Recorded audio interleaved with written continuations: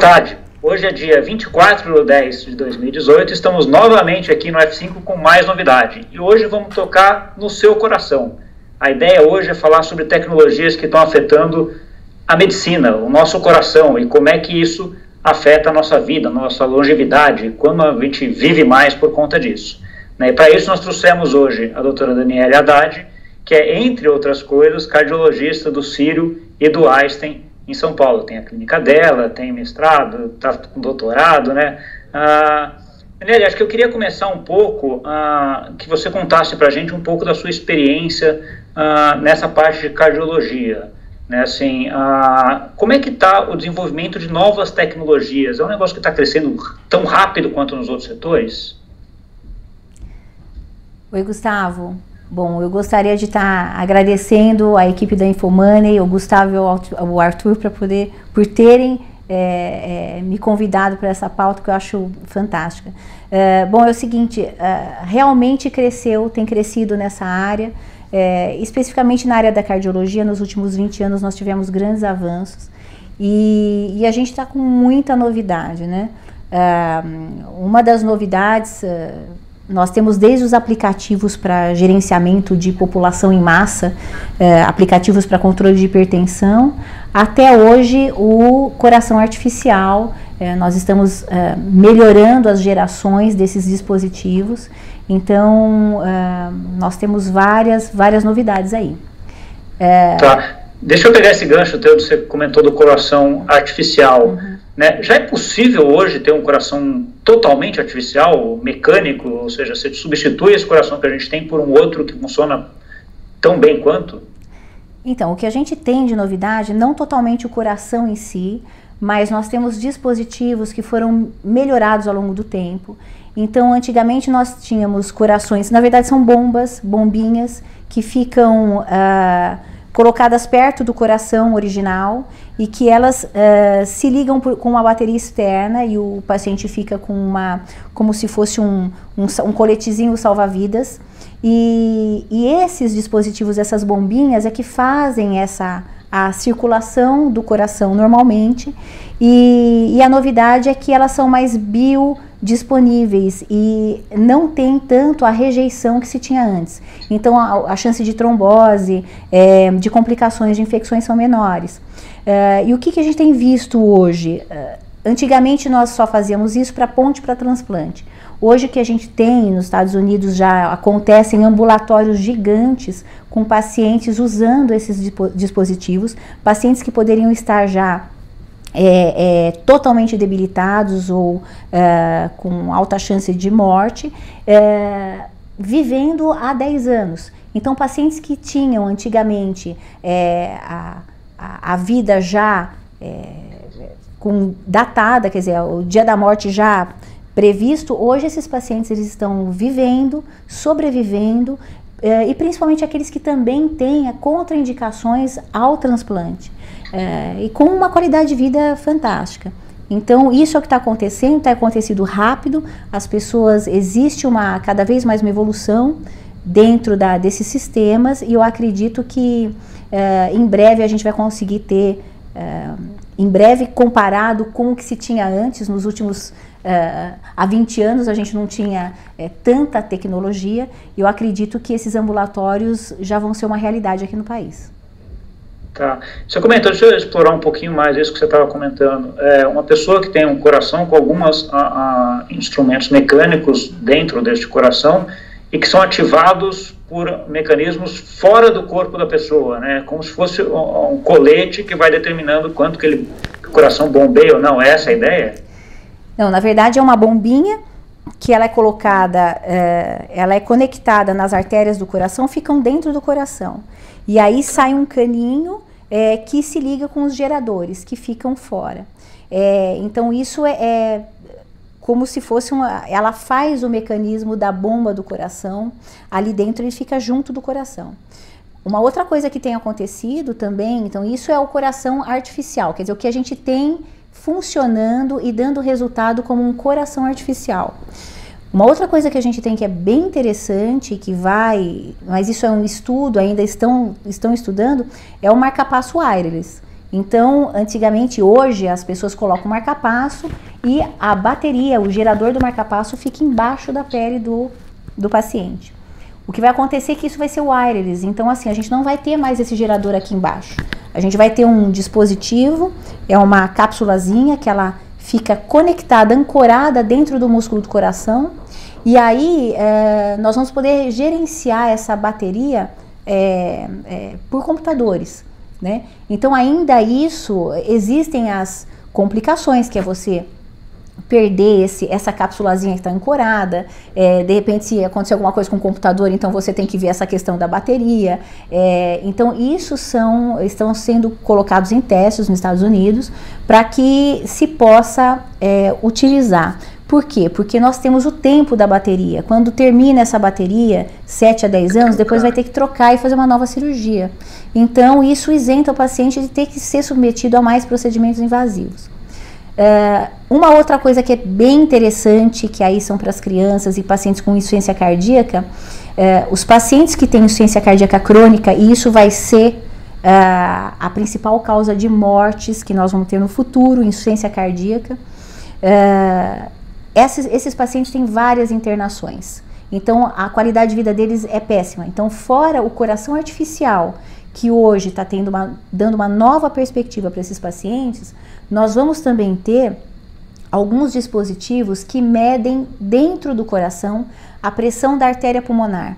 A artéria pulmonar, ela nos dá essa pressão dessa artéria, ela nos dá a informação de quando esse paciente pode ter ou não um edema agudo de pulmão. Então, o que acontece? Esse paciente, antes dele entrar numa insuficiência respiratória grave e ter o risco de ter uma parada cardíaca em casa ou uma insuficiência respiratória em casa, nós vamos monitorando isso através de iPads, do computador, e quando começar a ter esse aumento dessa artéria pulmonar, da pressão da artéria pulmonar, nós começamos a dar diurético para baixar isso, e aí esse paciente não tem que ir várias vezes a pronto-socorros, porque quando ele interna, ele tem um risco de infecção maior. Então isso já está acontecendo, já tem estudos mostrando de que a internação é menor.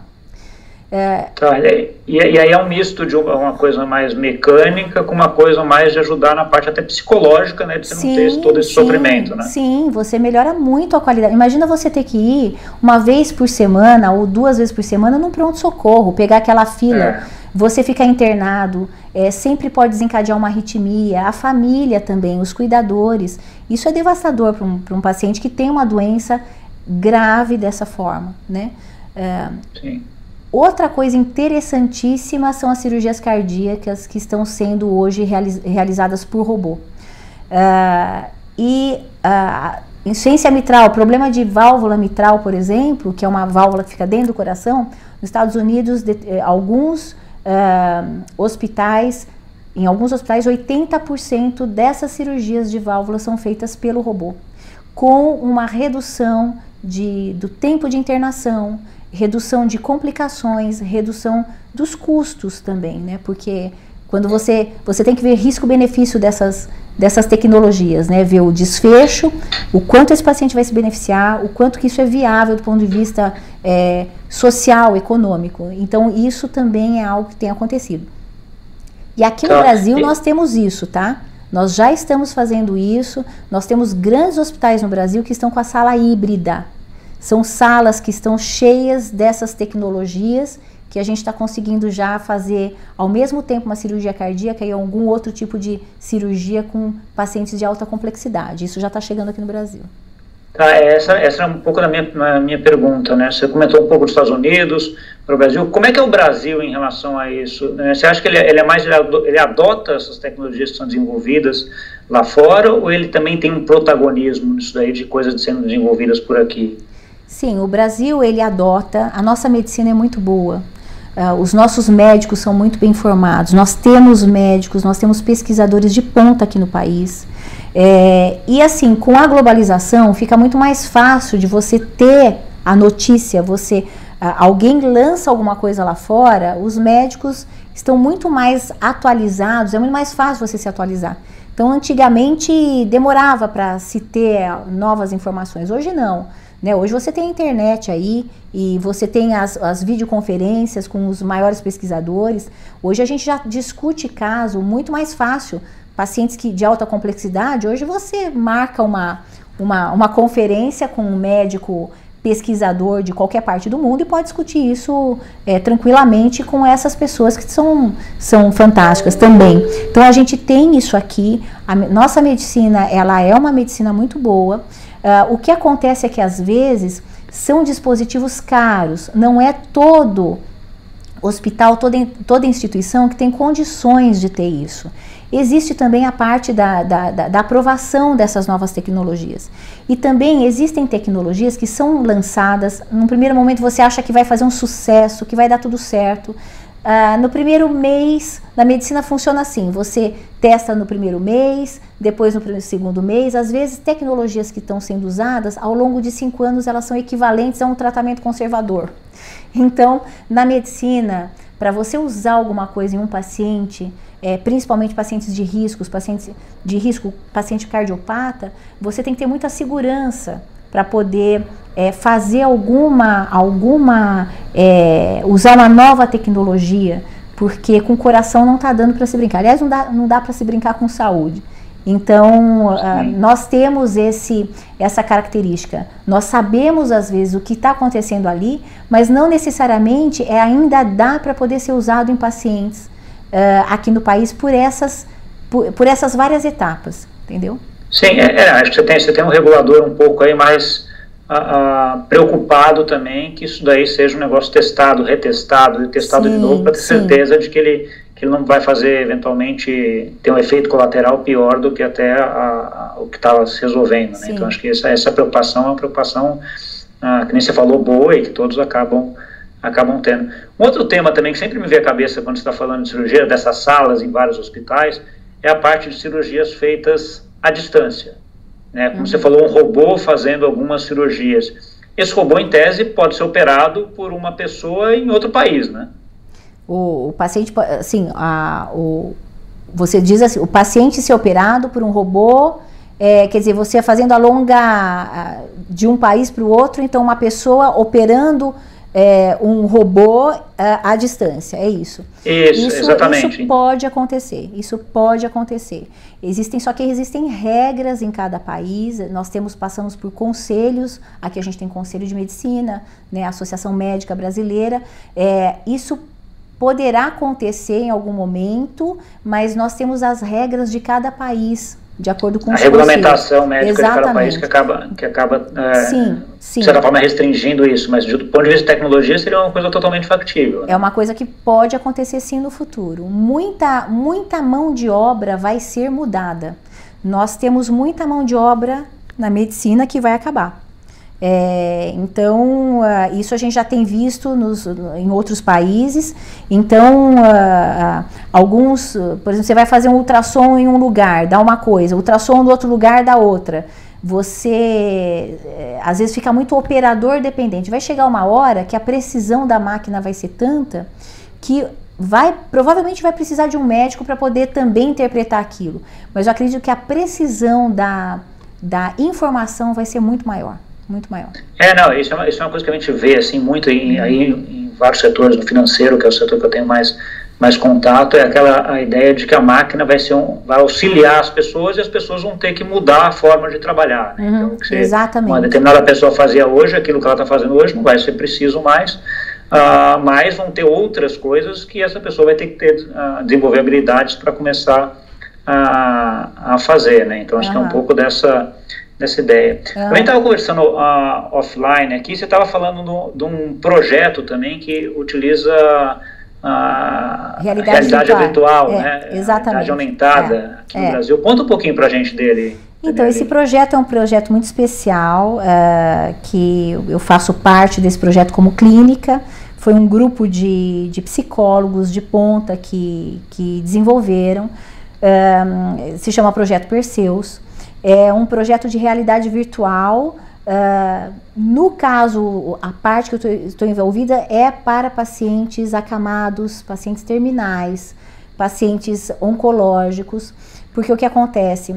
Às vezes quando você está internado, numa situação terrível, você não consegue falar, você está numa UTI, você sabe que o seu tempo está contado, e às vezes você quer viajar, você gostaria de estar num lugar tão gostoso, tão diferente, e aí nós tivemos a ideia de colocar essa pessoa para viajar. Então, se ela quer ir para a Itália, então ela coloca um óculos virtual, que é o que a gente vê hoje nos congressos, né, em outros setores, e essa pessoa, ela consegue viajar, ela consegue se ver dentro da gôndola em Veneza, ela consegue ver o pé dela dentro do mar, aquela água cristalina. Então, existem alguns estudos que mostram que quando você coloca a realidade virtual em pacientes, a realidade virtual cria a resiliência, dá novas perspectivas e reduz a dor desses pacientes em procedimentos médicos. Então, a realidade virtual, esse projeto Perseus é para pacientes acamados, terminais ou graves em ambientes fechados. Mas existe hoje já para você fazer vacina em criança.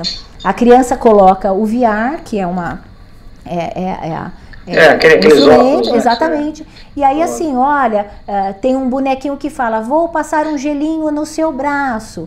E aí, na verdade, é a enfermeira lá que está passando o algodão com álcool, né? Mas aí a criança entra naquela fantasia, e aí quando deu a vacina, a criança não sente mais.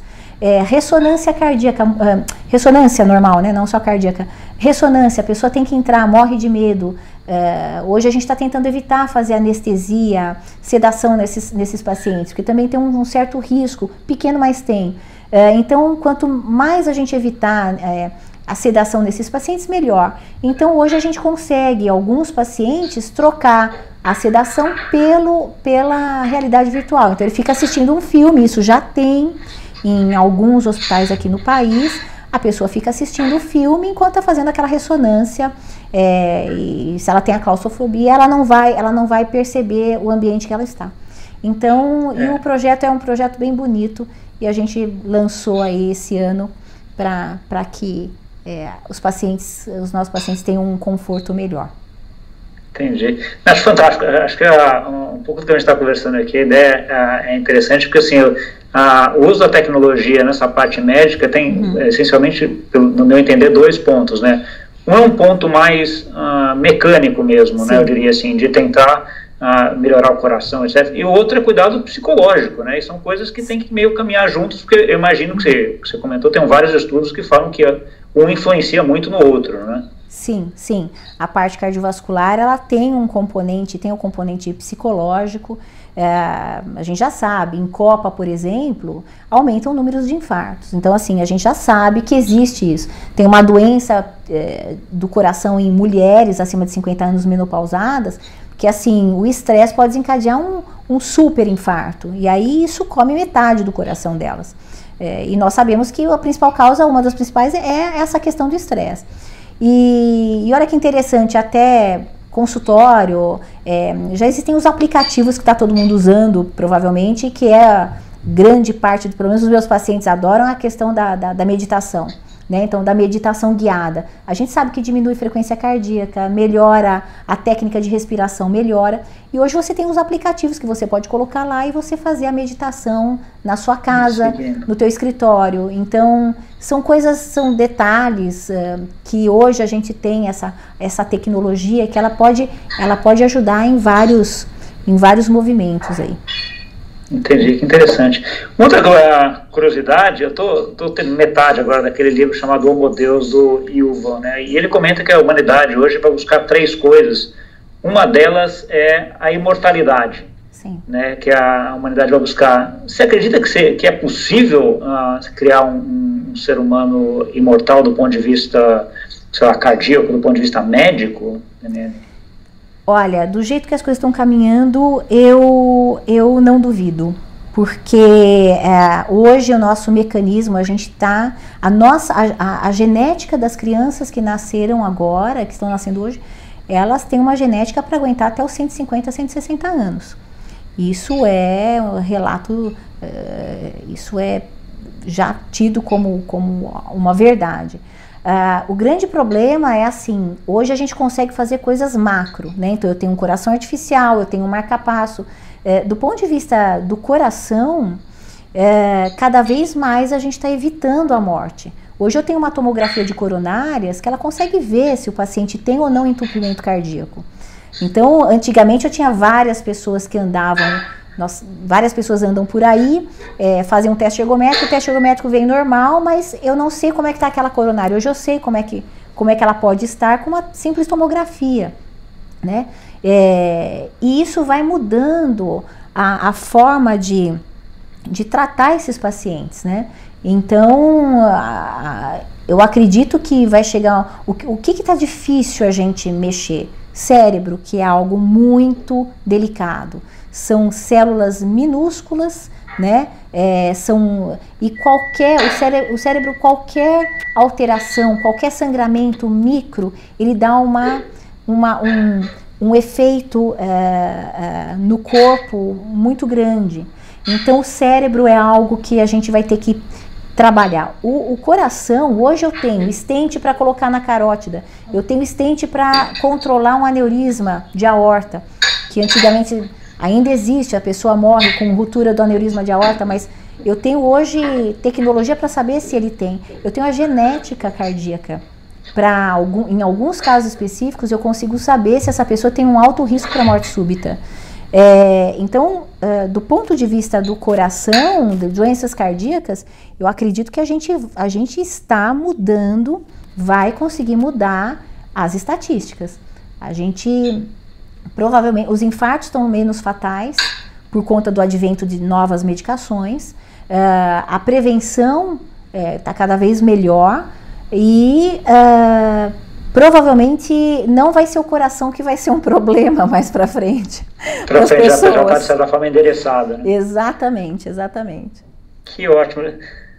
Então, Daniela, chegamos no final aqui. Infelizmente, o papo estava ótimo. Acho que eu aprendi, que quem viu aí aprendeu muito. Muito obrigado pela tua participação e por dividir todo esse teu conhecimento aí com a gente aqui. Tá? E para quem nos assistiu, muito obrigado. Mais uma semana aí com mais inovação e eu aguardo vocês semana que vem aqui no F5 novamente. Ok, muito obrigada, Gustavo. Um abraço a todos.